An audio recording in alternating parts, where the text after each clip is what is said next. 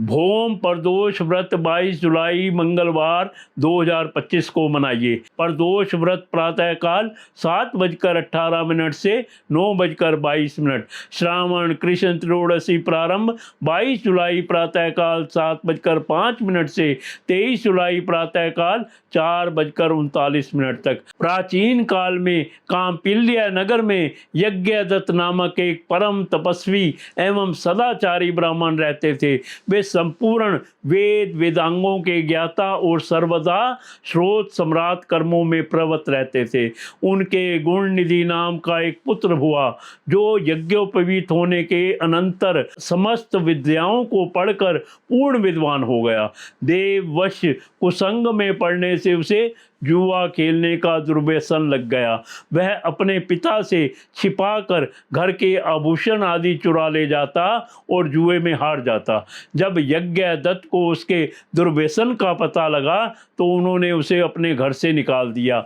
घर से निकलकर गुण निधि भोजन की खोज में संध्या समय एक शिवालय में पहुंचा। उस दिन शिवरात्रि थी।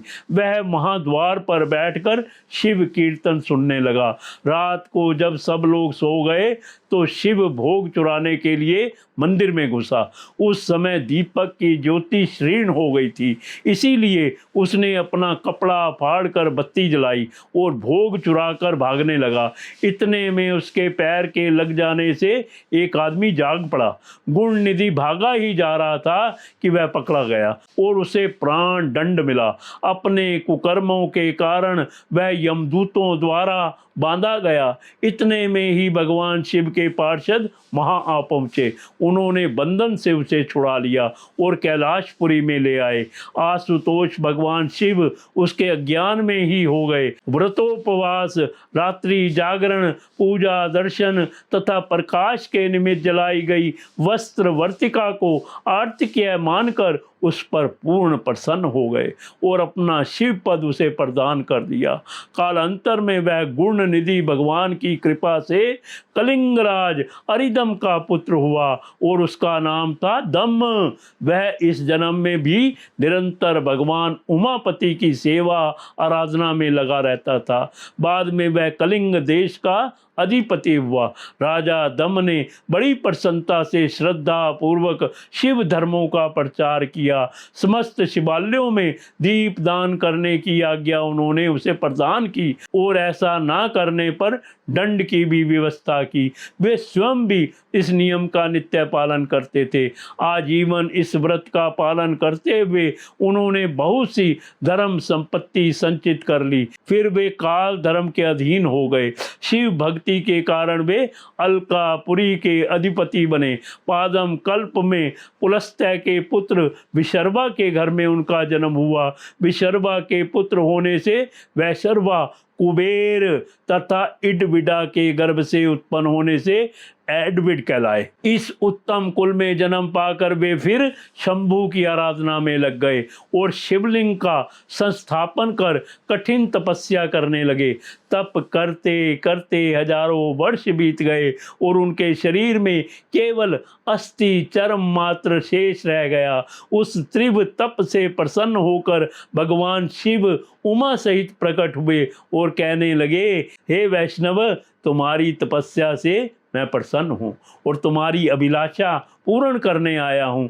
तुम अपना अभिष्ट वर मांगो। ऐसा मधुर वचन सुनते ही वैष्णव ने आंखें खोली, परंतु शिव जी के तीव्र तेज के प्रकाश से उनकी आंखें फिर बंद हो गई और उन्होंने हाथ जोड़कर प्रार्थना की, प्रभु मुझे ऐसी शक्ति दीजिए जिससे मैं आपके चरणार बिंदों का दर्शन कर सकूं।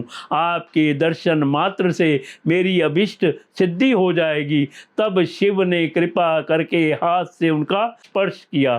स्पर्श करते ही उनकी दिव्य दृष्टि हो गई। आँख खुलते ही उनकी दृष्टि सबसे पहले परम सुंदरी गिरिजा पर पड़ी। अतएव वे क्रूर दृष्टि से उन्हीं को घूर घूर कर देखने लगा। इसका फल यह हुआ कि उनकी बाईं आंख दृष्टि विहीन हो गई।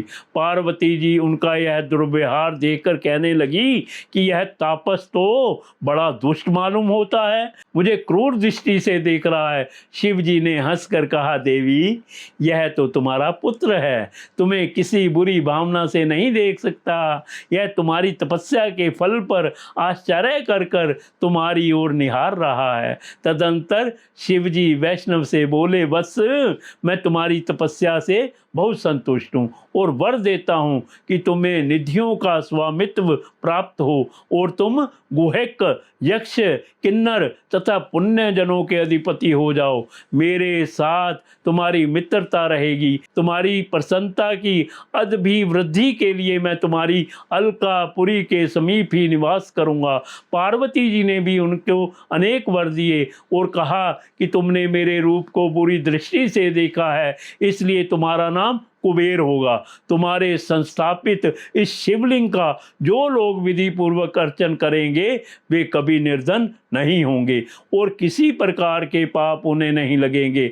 ऐसा वर देकर भगवती पार्वती के साथ भगवान शिव अंतर्हित हो गए और कुबेर अलकापुरी का ऐश्वर्य पाकर परम संतुष्ट हुए। इस प्रकार भगवान शिव की आराधना तथा उनकी कृपा से उन्होंने उत्तर दिशा का आधिपत्य अलका नाम की दिव्यपुरी नंदनवन के समान दिव्य उद्यान युक्त चैतर्थ नामक वन तथा एक दिव्य सभा प्राप्त की। साथ ही वे माता पार्वती के कृपा पात्र और भगवान शिव के घनिष्ठ मित्र भी बन गए।